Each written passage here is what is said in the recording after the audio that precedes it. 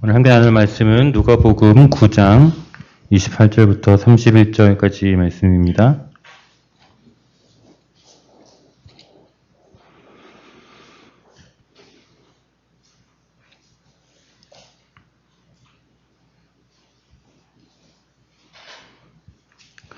누가복음 9장 28절부터 31절까지입니다.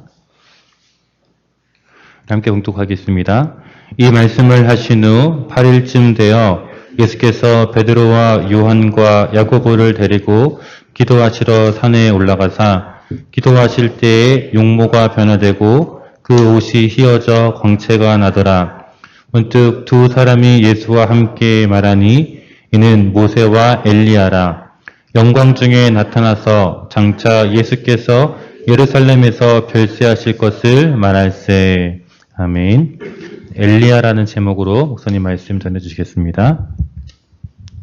변화산상에서 예수님께서 한쪽에 모세, 한쪽에 엘리야하고 세 분이 신옥같이 변하시고 옷이 신옥같이 돼서 그 변화산상 얘기를 하는 가운데 지난주에는 모세 얘기를 드렸고요. 오늘은 엘리야 얘기를 하려고 합니다. 우리가 모세가 누군지 엘리야가 누군지 알아야 또 그 무슨 의미가 있는지 알 수 있기 때문에 제가 성경 한 군데를 더 볼 텐데 같이 열어보시면 좋겠는데 열왕기상 17장입니다. 545페이지에 보시면 한번 찾아보시면 좋겠습니다. 열왕기상 17장 열왕기상 17장 제가 읽겠습니다. 1절부터 7절까지만 제가 한번 읽어볼게요. 길르앗에 우관한 자 중에 디셉 사람 엘리야가 아합에게 말하되 내가 섬기는 이스라엘의 하나님 여호와께서 살아계심을 두고 맹세하노니 내 말이 없으면 수년 동안 비도 이슬도 있지 아니하리라 하니라. 여호와의 말씀이 엘리야에게 임하여 이르시되 너는 여기서 떠나 동쪽으로 가서 요단 앞 그릿 시냇가에 숨고 그 시냇물을 마시라. 내가 까마귀들에게 명령하여 거기서 너를 먹이게 하리라. 그가 여호와의 말씀과 같이 하여 곧 가서 요단 앞 그 그릿 시냇가에 머물매 까마귀들이 아침에도 떡과 고기를 저녁에도 떡과 고기를 가져왔고 그가 시냇물을 마셨으나 땅에 비가 내리지 아니하므로 얼마 후에 그 시내가 마르니라. 엘리야의 첫 등장은 이 열왕기상 17장에서 첫 등장을 합니다. 근데 엘리야의 이 첫 등장에 나오는 이름 가운데 여러분 여기 잘 보시지만 아버지가 누구고 또 할아버지가 누구고 이런 얘기가 없습니다. 대개 성경에 보면 선지자가 나오거나 이름이 나오면 그의 아버지는 누구고 이렇게 되는데 여기는 그런 게 없이 그저 엘리야라는 이름으로 뚝 떨어집니다. 모세도 아버지 어머니가 있었잖아요. 근데 엘리야는 그렇습니다. 이 의미는 또 어떤 의미가 있는가 하니 이런 의미가 있습니다. 하나님은 뭐 혈통을 따라 또는 무엇을 하기 위해서 어떤 그 믿음의 가족의 뭐 이런 것이 아니라 하나님이 뜻하신 바가 계시면 누구라도 들어서 쓰시는 분이라는 의미가 있습니다. 그런데 사실은 그 엘리야라는 이름 자체는 그 엘리야라는 이름은 여호와는 하나님이시다라는 뜻이 있습니다. 그러니까 그 엘리야 이름 자체는 어떤 의미를 보게 되면 하나님께서 그냥 이 땅에 보내신 분이다라고 생각할 수도 있습니다. 예수님과 같은 의미를 볼 수도 있어요. 그래서 그 엘리야가 이제 여기서 등장을 하는데 엘리야라는 분은 그런 분이라 하는 걸 기억하시면서 오늘 엘리야가 어떤 분이었는지 그 17장부터 19장까지 엘리야 얘기가 계속 나오는데 제가 간단하게 내용을 설명을 하겠습니다. 근데 엘리야가 처음 나타나서 왜 지금 여기 보게 되면 아합에게 가가지고 비가 안 온다, 가뭄이 올 거라고 예언하는 이유가 어디 있느냐 하면은 이 당시에 아합이 우상을 숭배하고 있었어요. 바벨 그리고 아세라. 너무 섬기고, 특별히 그 이세벨이라는 그 부인이 있었는데, 아합의 부인이 있었는데, 그 부인이 이방 여자였어요. 그리고 이 여자가 이 신들을 다 데리고 온 거예요.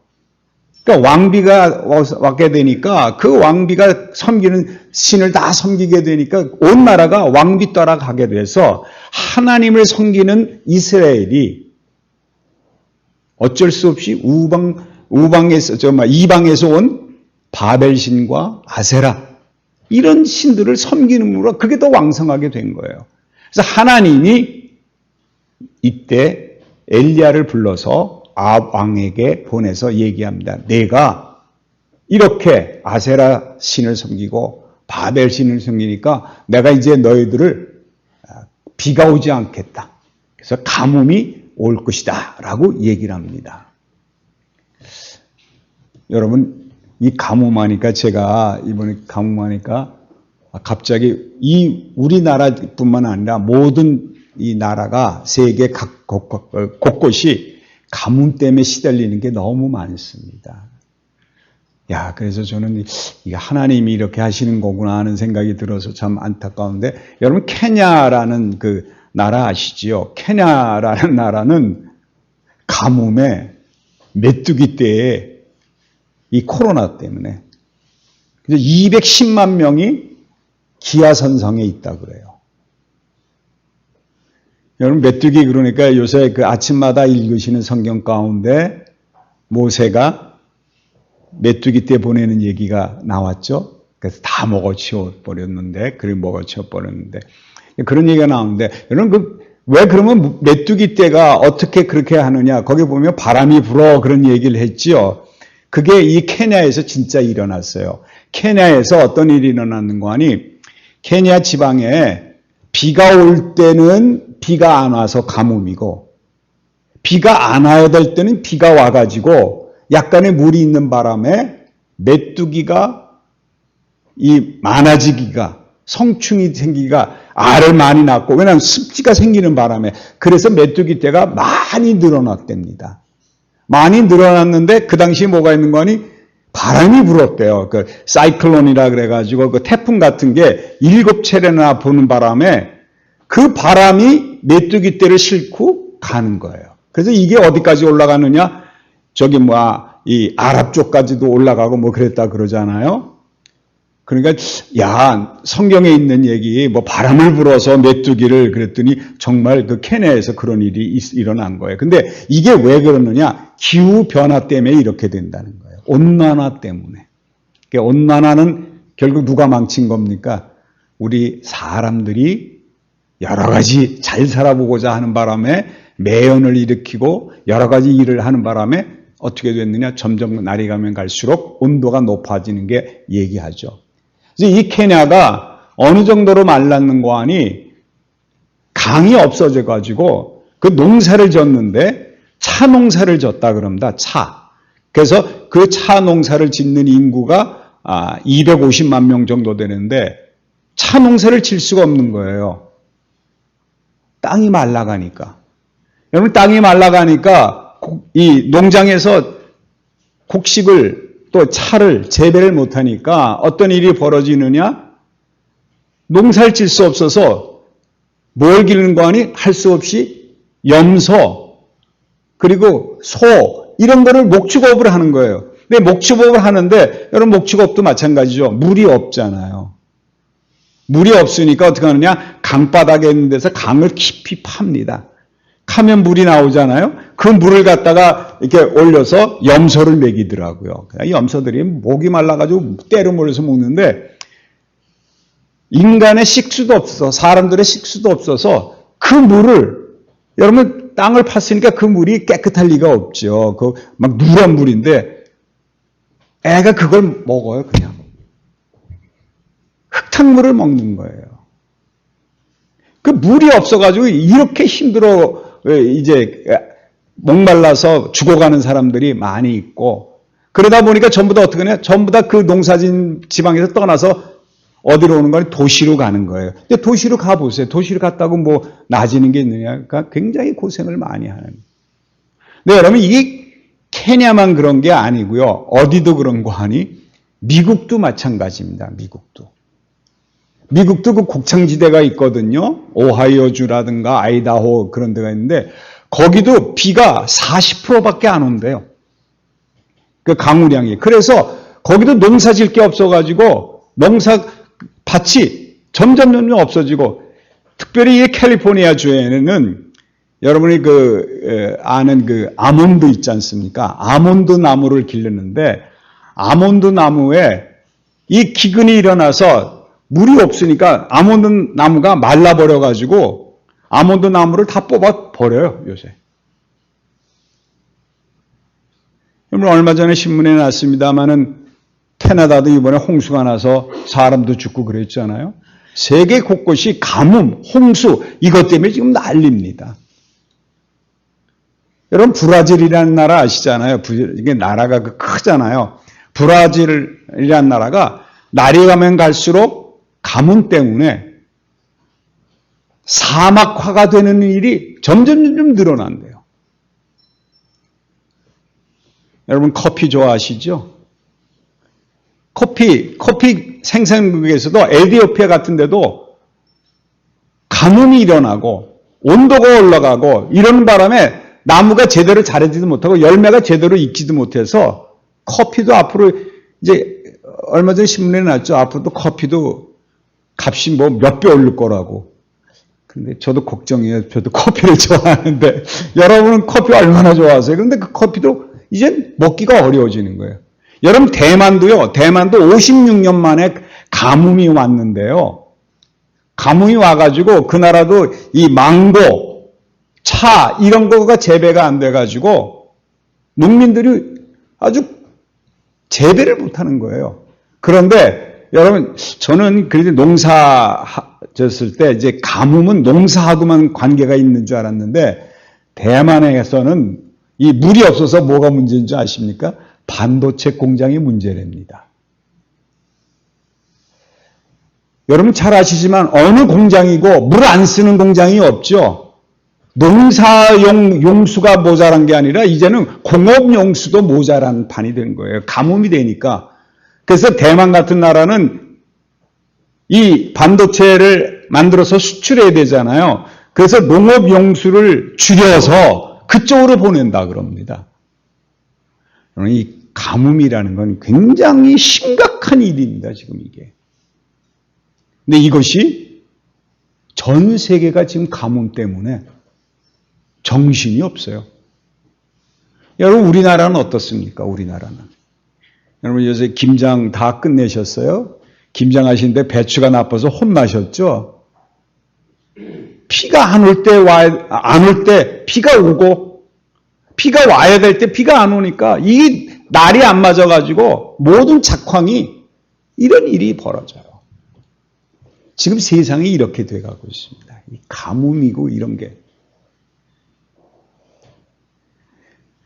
이게 다 사람이 만드는 건데 사실은 저는 이 가뭄이나 이런 재해라든가 이런 홍수라든가 이게 다 하나님의 우리에게 주시는 경고입니다. 오늘 왜 그랬어요? 왜 가뭄이 나온다 그랬어요?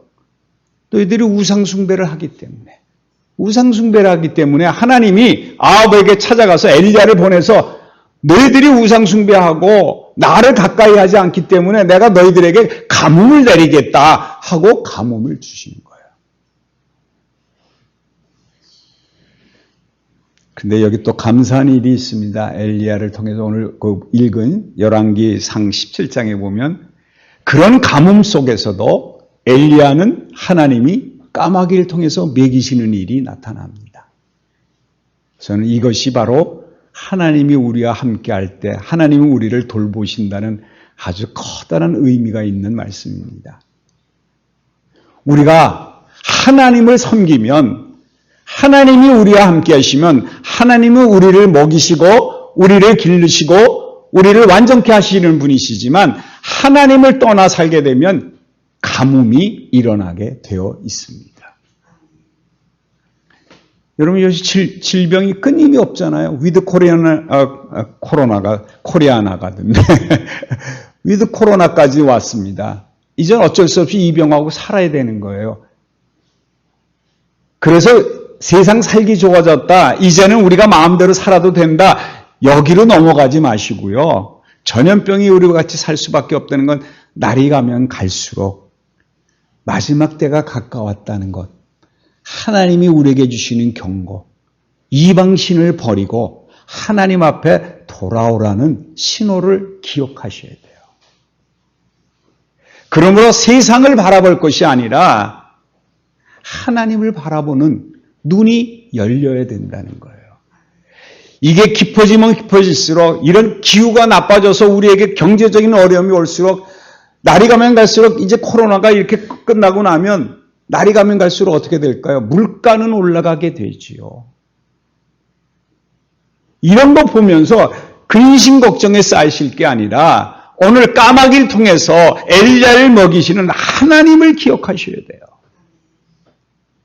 우리가 하나님을 떠나 살고 이방신을 섬기게 되고 우리가 다른 것들을 더 하나님보다 좋아하게 되면 그것이 죄가 되기 때문에 우리에게 오는 건 뭐밖에 없어요? 가뭄밖에 없는 거예요. 여러분 이런 전염병이나 이런 소식이나 가뭄이나 뭐 비가 많이 온다, 지진이 일어난다, 화산이 터졌다 이런 일이 일어날 때마다 마지막 때가 왔다는 걸 꼭 기억하셔야 된다는 거예요. 오늘 엘리야 얘기를 하시는 이유는 오늘 엘리야는 이제 계속해서 이제 이런 얘기를 합니다. 엘리야가 그 다음에 일어나는 일이 뭔고하니 이제 가뭄이 일어나게 한 다음에 그 다음에 이방신들을 섬기는 자들하고 싸움을 일으키죠. 그것이 이제 일어나는 것이 바알신 섬기는 450명과 아세라 선지자 400명 850명하고 엘리야하고 1대 850의 경쟁을 벌이죠. 하도 이 이스라엘 사람들이 이방신에 넘어가고 있는 것을 바알신에 넘어간 것을 알게 되니까 이제 하나님께서 엘리야를 보내서 얘기를 합니다. 바알신이 섬기는 아합 왕에게 가서 너희들에게 바알신 섬기는 자와 또는 아세라 섬기는 자들 다 모아라. 그리고 나와 대결해보자. 그리고 정말 누가 참 신이신지 참 하나님인지 구별하자. 그래서는 다 백성들을 모읍니다. 모아서 그 바알신 섬기는 자들과 또는 아세라사 섬기는 자들한테 얘기를 하죠. 자, 하나 내기를 하자. 제단 위에 송아지를 한 마리를 놓고 우리가 기도하자. 너희는 바알신에게 기도하고 나는 하나님께 기도해서 이 재물을 태우는 자가 참신이라는 것을 알게 하자. 그러면서 얘기하는 게 뭐였어요? 거기 모인 백성들에게, 이스라엘 백성들에게 그런 얘기를 하죠.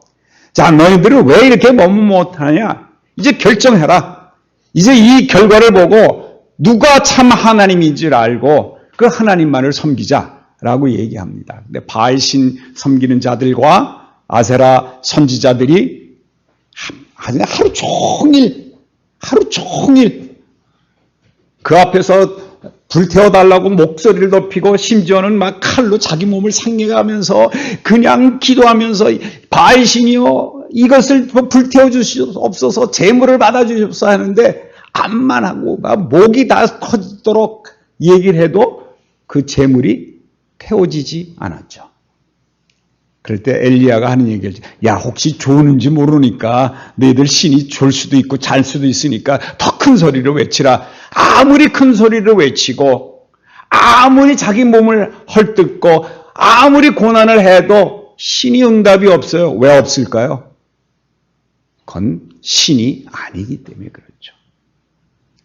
그 다음에 이 엘리야가 물을 갖다 부으라 그러죠. 제단 위에. 다시 제단을 쌓습니다. 하나님께 드리는 제단을 쌓고 송아지 한 마리를 올려놓고 물을 붓습니다. 물이 넘치도록 붓습니다. 그러고 나서 기도할 때 하늘에서 불이 내려와 태워버리죠. 그럴 때 이 바알 섬기는 선지자들과 아세라 섬기는 선지자들을 이 백성들이 야 하나님이 참 하나님이다 라는 걸 고백하게 되니까 이 백성들에게 이게 더 잡아 죽이라. 그래서 바알신 섬기는 자들과 아세라사 선지자들을 다 죽입니다. 그런데요, 죽인 후에 그 다음에 간절한 마음으로 기도할 때 비가 내리죠. 여러분, 이 비 내리는 것과 이 바알신과 경쟁한 것 다 엘리야는 무엇을 나타내기 위한 거였냐면은 전부 다 여호와는 하나님이라는 것을 알려주신 거예요. 하나님은 모든 것을 관할하시는 분이라는 겁니다. 기후도, 비도, 먹고 사는 문제도, 그리고 살아계신 분이 누구냐? 하나님이라는 것을 알리기 위한 자가 엘리야였다는 겁니다. 네, 여러분, 저는 이제 이 엘리야 얘기 들을 때마다 참 이해가 안 되는 부분이 하나 있었습니다. 이 열왕기상 18장 가게 되면요, 19장에서는 지금 1대 850으로 싸워가지고 하나님이 참 하나님인 걸 나타내고, 그리고 그 선지자들을 다 죽이는 일까지 나타나고, 가뭄이 3년 6개월 동안 있었는데 그런데도 비가 오게 한 그런 능력 있는 하나님을 알게 되고 하나님이 함께한 엘리야였는데, 18장에 넘어가면 이 이세벨이라는 여자가 내가 널 잡아 죽이겠다 그럽니다. 왜? 이세벨이 누구였습니까? 바알신 섬기는 자고 아세라 섬기는 그런 왕비잖아요. 왕비인데 아니 자기네들이 졌는데도 불구하고 그가 뭐가 있었어요? 권력이 있으니까 죽이려고 그럽니다. 죽이려고. 그래서 엘리야가 죽이려고 하니까 도망을 가요. 저는 그게 사실은 이 읽을 때마다 마음 아픈 게 그겁니다. 하나님의 능력도 알고 하나님의 모든 것을 다 아는데도 불구하고 왜 이세벨이 죽이겠다고 군사를 보내는데 거기에 왜 걱정 근심하고 도망가느냐 말이에요. 당당하게 맞서서 싸워서 이길 수 있잖아요. 왜 하나님의 능력이 함께 하는데도 불구하고 근데 왜 도망가느냐 하는 거, 저는 이해가 안 되는 부분 중에 하나입니다.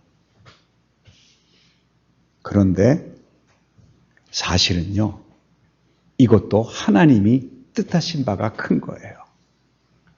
왜냐하면 엘리야를 통해서 하나님이 살아계심을 증명하고자 한다 그러면 세상 권력이 아무리 그를 억누르고 그에게 고난을 주고 죽이려고 해도 하나님은 어떻게 하시는 분이에요? 그를 피하게 하시는 분이에요. 그를 보호하시는 분이에요. 하나님이 능력을 보여서 얼마든지 이 이세벨이 보내는 군대를 물리칠 수 있습니다. 그러나 그렇게 하지 않습니다. 하나님은 무력으로 무엇을 하시는 분이 아니라 하나님의 사랑으로 그들을 변화시키시는 분이 되는 거예요. 여러분 잘 아시잖아요. 예수님도 왜 이 땅에 와서 고난을 당하셨습니까?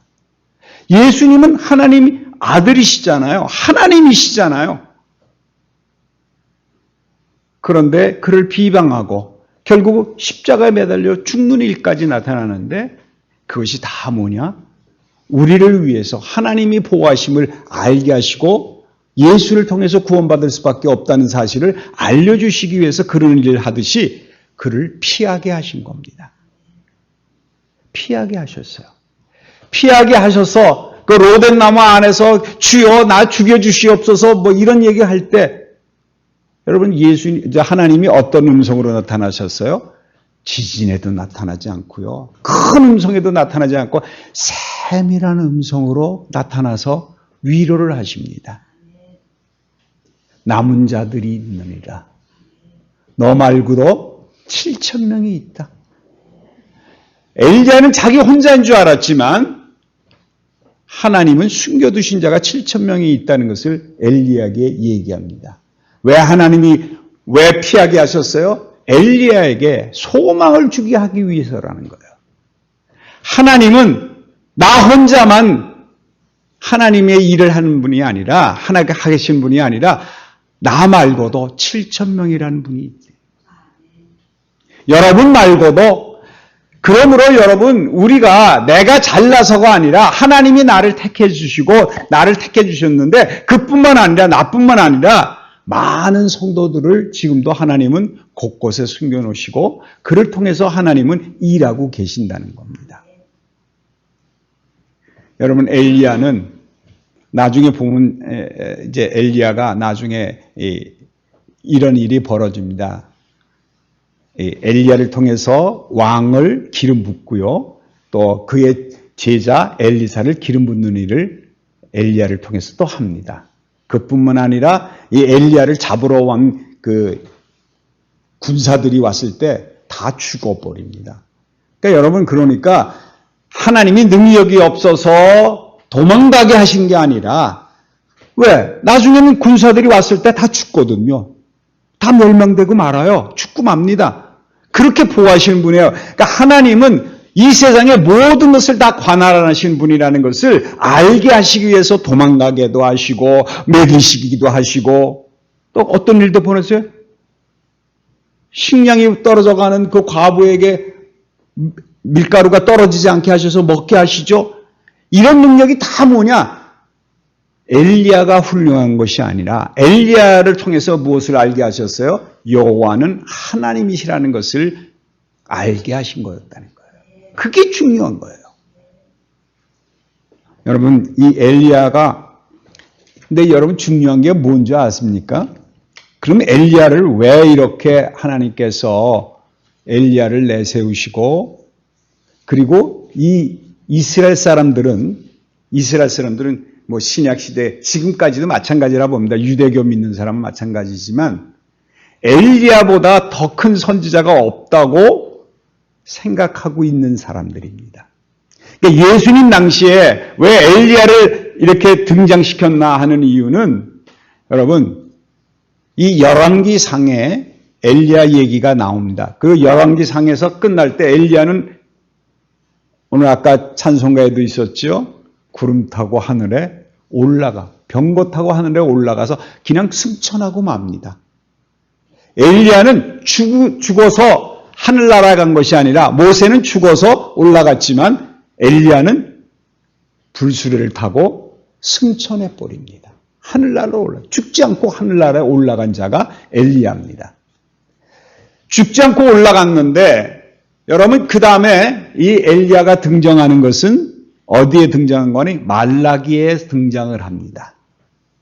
말라기에 엘리야가 등장하는데, 그때 말라기에는 어떤 말이 나오는 거니? 마지막 때에 엘리야가 오리라, 다시 올 거를 예언을 합니다. 그래서 이 신약 시대에는 엘리야가 다시 올 거라는 것을 다 믿고 있을 때입니다. 그래서 여러분 잘 아시지만 세례 요한이 세례 주고 광야에서 외칠 때 많은 사람들이 와서 묻죠. 내가 엘리야냐? 내가 선지자냐? 이런 얘기를 묻습니다.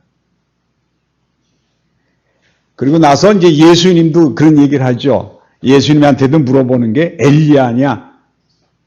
그럴 때 무슨 얘기를 하는 거니? 엘리야보다 더 큰 자가 여기 있느니라라고 얘기합니다만은, 이 이스라엘 사람들은 항상 엘리야를 기억하고 있었어요. 왜? 다시 온다고 약속하셨으니까. 성경에 약속하셨으니까. 근데 엘리야가 와서 하는 일이 뭐냐? 이들이 기다리는 엘리야는, 엘리야가 다시 와서 그 당시 그 옛날에 선지자 노릇을 하면서 했던 그 모습 그대로 올 거라는 착각을 가지고 있었던 거예요. 그리고 엘리야가 오게 되면 어떤 일이 벌어지는 거니? 엘리야가 나타남으로 말미암아 구원의 시대가 도래할 거라는 것. 그러니까 엘리야만 나타나면 우리는 구원받은 자가 돼서 하나님이 우리와 함께 하심으로 엘리야가 나타난 기적을 일으킬 거라는 것을 알고 있고 다 기다리고 있었다는 거예요. 또 엘리야가 나타나면 어떤 하냐면 회개를 촉구할 것이고, 하나님 나라가 가깝다고 얘기하고 그들에게 하나님을 뜻을 따라서 살 수 있는 하나님과 화평의 관계를 만들어줄 거라는 그런 기대감들을 가지고 있었습니다. 그래서 엘리야만 나타나면 메시아가 올 거라는 것을 다 알고 있었기 때문에 엘리야, 엘리야, 엘리야를 그렇게 찾았던 겁니다. 여러분, 엘리야가 나타나길 간절히 기다린 이유는 메시아를 기다리는 마음이 엘리야가 와야 된다고 생각했기 때문에. 그런데 그들이 보기에 엘리야가 나타났냐? 사실은 세례 요한이 엘리야의 모습으로 나타난 건 틀림없습니다. 왜냐하면 예수 그리스도 전에 마지막 선지자였기 때문에 그가 엘리야로서 예수 그리스도가 나타나실 것을 예언하며 함께 사역을 했기 때문에 예수님의 앞길을 마련해 준 분이 바로 엘리야였기 때문에 그 틀림없는 얘기입니다. 그럼에도 불구하고 이 엘리야를 많이 기다렸지만 유대 사람들은 엘리야가 모세가 세례 요한이 나타나서 엘리야처럼 한 일이 없거든요. 그러므로 예수님이 나타났을 때 예수님을 메시아라고 믿지 못한 거예요. 왜? 그 전에 엘리야가 없으니까. 그러니까 자꾸 예수님한테 무엇을 물어봤어요? 당신이 엘리야냐고 계속 물어본 거예요.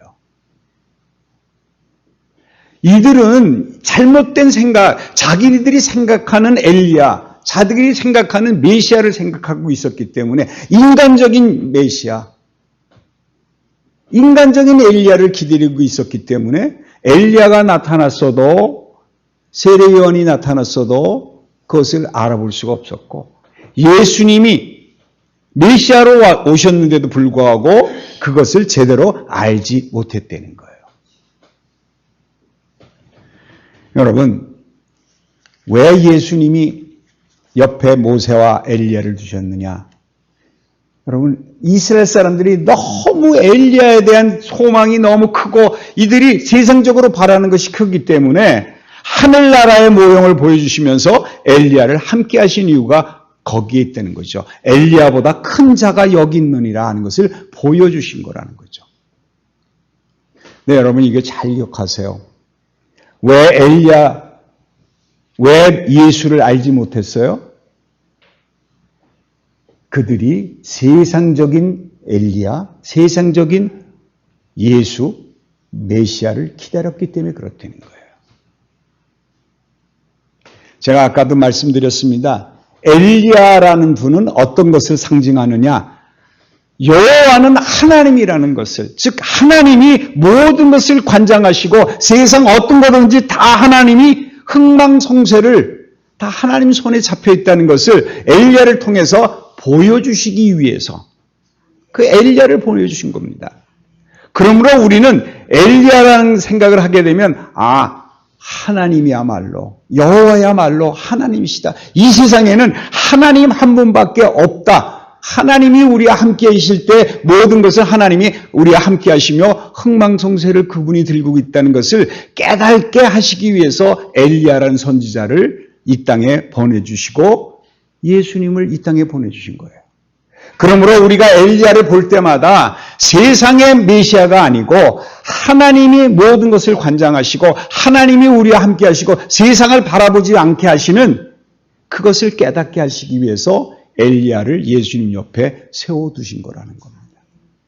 오늘 이 자리에 여러분 오셔서 정말 이 코로나가 언제 끝나고 물론 이제는 거의 끝난 거나 마찬가지라 그러지만 그리고 뭐 이런 세상이 어려워지고 경제가 어려워질 때마다 우리는 무슨 생각을 하는 거니? 빨리 예수님이 오셔서 모든 걸 해결해 주고 메시아가 와서 이 땅에 와서 이런 기근이나 이런 게 다 없어지고 전염병도 없어지고 이걸 우리가 기다리는데 엘리야를 생각하셔야 돼요. 뭘 생각하세요? 하나님 한 분밖에는 이 세상의 모든 것 흥망성쇠를 관장하시는 분이 없다는 걸 기억하고 이럴 때마다 세상이 나아지길 기다리는 것이 아니라 우리 눈이 하나님을 바라보는 눈으로 바뀌어야 된다는 거예요. 정말 중요한 것은 우리 영혼이 구원받아 하나님 나라에 하나님과 함께 사는 소망을 가져 사는 게 중요한 것이지 이 세상이 나아지기를 기대하지 마십시오. 이 세상은 내가 원하는 대로 되지 않는 것이 이 세상입니다. 내가 아무리 무엇을 하더라도 내가 아무리 하더라도 병이 걸리게 되면 병이 걸리게 돼 있어요. 암만 조심해 보세요. 저는 그 백신 맞으면 부작용 난다 그런 얘기 있잖아요. 그거 들으면서 항상 그 생각하는 게 있습니다. 뭔가 사람이 암만 노력을 하고 암만 자기네들이 준비해도 하나님이 병 걸리게 되면 병 걸리게 하는 거예요. 인간의 노력과 인간의 힘으로 될 수 있는 일은 아무것도 없다는 사실을 꼭 기억하셔야 됩니다. 이제 우리가 총선인가요? 대선인가요? 저는 그게 구별이 잘 안 가는데 어쨌든 대통령을 뽑아야 되잖아요. 여러분 사람을 바라보지 마시고요. 하나님만 바라보십시오. 누가 되더라도 여러분 우리 마음이 하나님을 향할 때 하나님은 그 대통령을 통해서 하나님의 일을 하시게 되면 흥망성쇠는 다 하나님께 달려있다는 겁니다.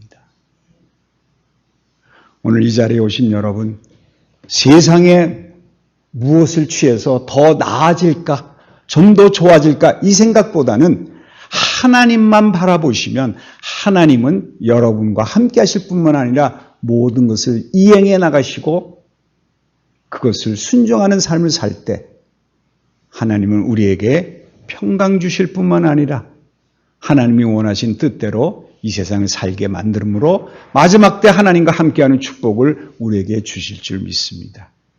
기도하겠습니다. 하나님 아버지, 이 세상에 이방신은 없습니다. 오로지 하나님 한 분밖에는 우리에게는 참 신이 없다는 것을 고백하는 이 시간 되게 하시니 감사합니다. 우리가 삶 속에서 하나님만 바라보게 하시고 세상을 바라보지 않게 하시고 오로지 하나님 말씀에 순종하는 삶을 살아 모든 것을 하나님께 의탁하고 하나님 손만 붙잡을 수 있는 저희들에게 축복해 주시옵소서. 그래서 우리가 우리 입을 벌려서 하나님이 나의 참 하나님이라는 사실을 고백함으로 하나님이 우리와 함께 하시고 나와 함께 하심으로 나를 이끌어 이 세상을 살아갈 수 있도록 축복해 주시옵소서. 이것이 우리뿐만 아니라 많은 사람들에게도 전해지고 우리 자녀들에게도 전해져서 하나님을 섬기는 자들이 늘어남으로 천국 삶을 살게 축복해 주시옵소서. 예수 그리스도 이름으로 기도합니다. 아멘.